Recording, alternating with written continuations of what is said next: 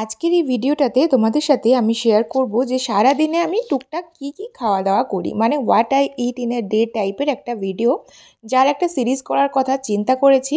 কারণ বাঙালি ফ্যামিলিতে থেকেও কিভাবে হেলদি খাবার খাওয়ার কথা ভাবা যায় সেটাই তোমাদের সাথে শেয়ার করব যতটুকু আমি খেতে পারি। প্রথমে সকালবেলায় উঠে ঠান্ডা গরম মিশিয়ে এক গ্লাস জল খাই, আর তারপরে কিছুক্ষণ পরে গরম গরম 1 কাপ চা, যেটাতে না থাকে চিনি, না থাকে দুধ, শুধুমাত্র এই লাল চাটা খেতেই কিন্তু ভীষণ রিফ্রেশিং থাকে। একবার যদি চিনি ছাড়া চা খাওয়া অভ্যেস হয়ে যায় তাহলে পরে কিন্তু ওই চিনি দিয়ে দুধ দিয়ে গাঢ় করে চাটা আর কখনোই খাওয়া যাবে না। ইভেন আমি বাইরে গেলেও ওই দুধ চা একদমই খেতে পারি না। আর তারপরে তোজোকেও খাইয়ে টাইয়ে নিই, আর তোজোকে নিয়ে স্কুলে বেরোনোর আগে এই ড্রাই ফ্রুটসগুলো খেয়ে নিই, যেখানে আখরোট, আমন্ড, খেজুর, তারপরে কিশমিশ সমস্ত কিছু একসাথে আছে। তারপরে মাঝখানে কিন্তু অনেকটাই সময় পেরিয়ে গেছে, সেই সময়টা আমি জিমে গিয়েছিলাম। ওই আধ ঘন্টা থেকে 45 মিনিট মতন একটুখানি ওয়ার্কআউট করার পরে যেটা খাই সেটা হচ্ছে হালকা ঠান্ডা গরম জলের মধ্যে অ্যাপেল সাইডার ভিনিগার মেশাই হচ্ছে 10 ml, আর এই চিয়া সিডটা তো সারা রাত্রি ভিজিয়ে রাখি।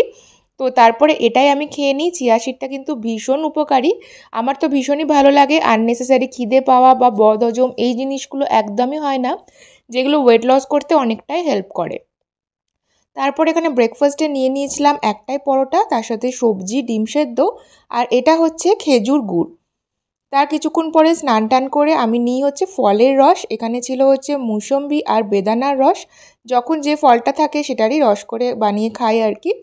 তারপরে আর লাঞ্চে ছিল হচ্ছে ভাত। তো থাকেই, বাঙালির বাড়িতে ভাত রুটি বাদ দিয়ে দেওয়া যাবে এটা হয়ই না, তাহলে তো আমাদের যারা মারা আছে, বড়রা আছে, তাদেরই মনে শান্তি থাকবে না।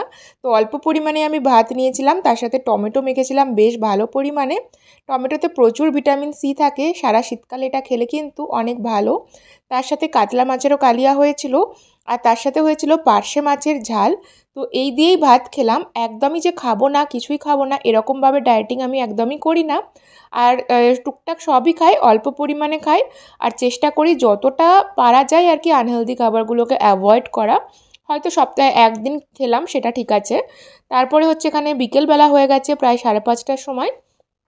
এখনও 1 কাপ হচ্ছে গরম গরম চা নিয়েছিলাম, আর আজকে বাইরে বেরিয়েছিলাম তখন ডালের বড়া ভাজা হচ্ছিল, সেই ডালের বড়াই একটা নিয়ে নিয়েছিলাম। সন্ধেবেলায় আর সেরকম কিছুই খাই না, খিদেও পায় না, যেহেতু লাঞ্চ করতে একটু দেরি হয়ে যায়, আর রাত্রেবেলায় আমি ডিনারটা একটু তাড়াতাড়ি হয়ে যায় আমার 10:45-10টার মধ্যেই।